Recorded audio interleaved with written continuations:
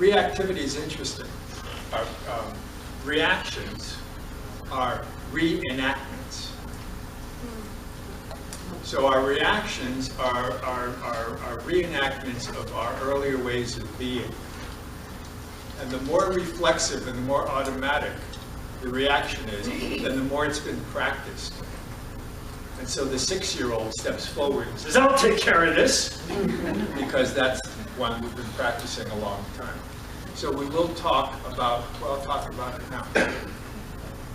Why put off for tomorrow what we can address today? What's going to be happening incrementally is that our reactions will not automatically go away overnight. What's going to happen is that we're going to be aware of reactivity as it occurs, and we'll be able to notice it. The reactivity that we notice, whether it's irritation, irritability, impatience, resentment, anger, hurt, that will be the alarm. Beep, beep, beep, beep, beep, beep, beep, beep, beep, that a particular way of knowing is in play. That's going to be what wakes us up. That rather than it being a truth, well, of course, you know, we can always justify our reaction in light of what we see, because what we see is a consequence of what we know, and what we know sees that. So we can see jerks and a-holes everywhere on the highway. So what we want to do is we want to have our reactivity. This is where mindfulness will come in handy. Everything we've learned we're going to use for our next 13th step. Mindfulness will alert us, we'll be able to watch the reactive pattern as it activates. And rather than justifying or explaining why I'm reacting that way, listen, we can always justify and explain while we're reacting. Anything we explain and justify, we're stuck with. Justify it and explain it either in terms of what just happened or my mother,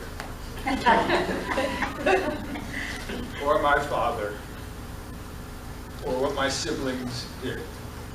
Anything that we explain or justify, either from our historic past, which is a story. It's a true story, but it's a story.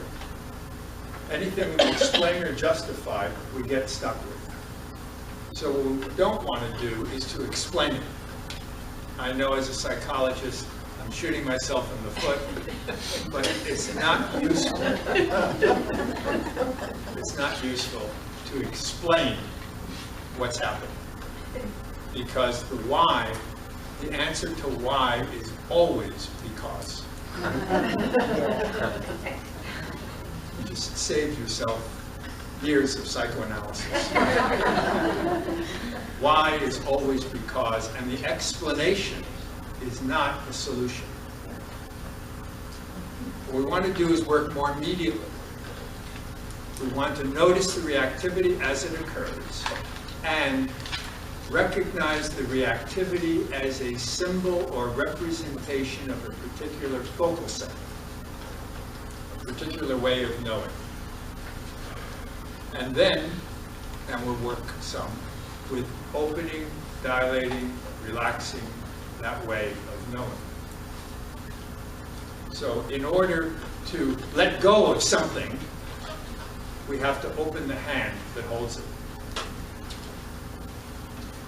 In order to let go of something, we need to open the self that contains it. And what we want to be able to do is to reduce the duration of our reactivity. So that if there's a reaction, it doesn't last all day long because of, do you know what happened to me when I was on my bed? It doesn't have to last all day long. So we're going to reduce the duration of the reaction. We can reduce the intensity of the reaction. And we can reduce the frequency of the reaction. This is very helpful because sometimes we're sitting here thinking, you know, I've been doing this for so long, but I haven't changed a bit because I'm still whatever. The still whatever, if you pay attention to it, you'll see that you're not still as long as you used to be. And the still of that doesn't happen as frequently. And the still of that isn't as intense as it used to be. That's progress. Progress is not measured by it never happening again.